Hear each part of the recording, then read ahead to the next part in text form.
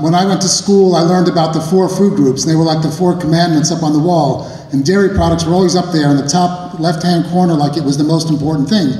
And I never thought those commandments would come down. I always thought we would live with this idea that there were 4 food groups, half of them from animal products, and one of them from the udders of cows, and maybe goats if you're lucky, or unlucky. The idea that we need dairy products as part of our diet is such a ridiculous thing that nobody even thinks about it, because if they did, they would just laugh themselves into oblivion almost. Because the idea that human beings need the milk of another animal is ludicrous, and the idea that any animal needs any kind of milk after infancy makes no scientific sense at all. Milk is a secretion for infant animals to be able to grow enough to be able to chew food, to get their teeth grown in so that they can chew food and get all the nutrients they need. Milk is a secretion for growth. But there are so many links with dairy and cancer, which it makes perfect sense. If cancer is a disease of abnormal what?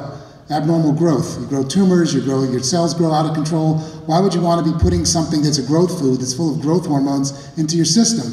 And people have this idea that, well, if it's organic milk and it doesn't have any of these added hormones to it, then it's okay. Well, read carefully. Those milks don't say no hormones, they say no added hormones. And the dairy industry has demonstrated that no matter how many hormones they inject those cows with, the amount of growth hormones that's in that milk is only what's at the high end of normal anyway. Because milk is a growth food full of growth hormones, and then when they give the cow a little boost of growth hormones to produce a little bit more milk, it's insignificant statistically. And yet, you know, they fought, that's why they fought labeling for so long. But all these people that are fooling themselves into thinking they're eating a healthy product because it has no added hormones is like saying, you know, I'm smoking tobacco with no added nicotine. Well, tobacco itself has nicotine. It doesn't matter that there's nothing added. But I'm going to talk a little bit more about some of the other reasons why this dietitian doesn't use dairy products. And they have to do with the same reasons why all of us, or most of us, don't use meat products, because we don't want to see animals suffer, we don't want to see the environment harmed, and we don't want to do damage to our bodies. All of those, and we don't want to take food away from hungry people in the world. All of those things apply to dairy products as well as easily as they do to any meat products. The life of a dairy cow in this country is probably the worst thing that we can imagine doing to a fellow animal. Dairy cows aren't raised anymore on little family farms, even though they have these commercials talking about the happy cows from California. They wouldn't have those commercials if it wasn't a lie. I mean, we all know that commercials are all about lying to people, but burying it in some truths. A dairy cow in this country, on a factory farm, which is where almost all the milk comes from now, when she's born, she's tethered to a little doghouse, and she's got has a monitor put around her leg so they can monitor her temperature, so they'll know the very first time in her life she's going to ovulate. And when she's about to ovulate, she's impregnated. It's all. 9 months later, she gives birth to a calf. That calf is taken away at day 1 and thrown into a veal pen. All the males are thrown into veal pens. Half the females are now thrown into veal pens also, because they breed so many cows that they don't even need half the females anymore. So that veal is not just male calves for you women that think men should be punished in some way. I'm just kidding. But half, fully a third of the veal is now from female calves. But that cow that just gave birth and basically is still a very, very young cow, didn't even know what was going on, but turns around and sees this calf being snatched away. She starts crying, the calf starts crying, the calf is trucked away.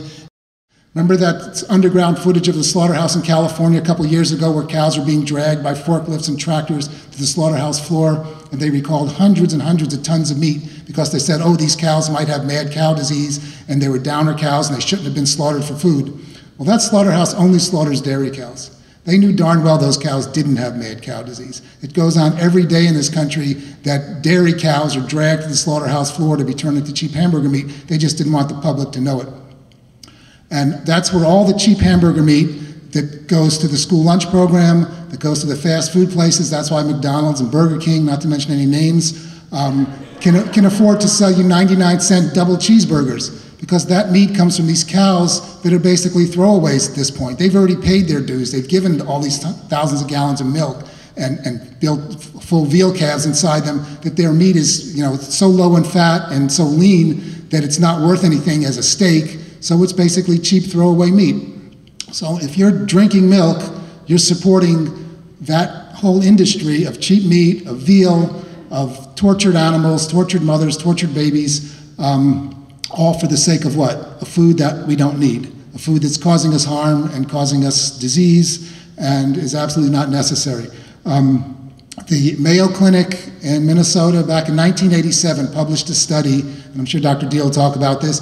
They published a study saying that not only isn't milk and dairy intake important, but calcium intake is not a major factor in bone disease. These diseases, osteoporosis, osteopenia, are not really related to calcium intake, and so they're not related to dairy intake. I mean, the dairy industry has this idea that they can convince you that bones are largely made out of calcium, milk contains calcium, therefore milk is important for your bones. Well, the Mayo Clinic says bone loss disease is not affected that much by how much calcium you take in. It's affected by losing it from the body for other reasons. And in 1997, the American Journal of Public Health, Harvard Medical School did a study where they looked at over 100,000 nurses around the country, and they found that the ones that drank the most milk did not have any stronger bones. They actually had slightly weaker bones than the ones that didn't drink any milk at all. And so we've known for 10, 20 years that dairy products don't contribute to bone health, and yet that's why we're being told we need to have this stuff every day. You know, and heaven help you if you go into a school and you tell kids they don't need their milk, everybody gets upset, oh, they're building their skeleton at this age. You know, where are they going to get that calcium from? The same place the cows get it from. It's not calcium, it's calcium, and it's one of the most abundant elements in the Earth's crust, and every green vegetable out there is full of it. What did Popeye eat to make himself big and strong? He opened up a can of spinach, right? He didn't open up a jar of Cheese Whip and start spooning that down. And the guy who was big and fat and lazy, his name was Wimpy, and what did he eat? He said, I'll gladly pay you on Tuesday for a hamburger today.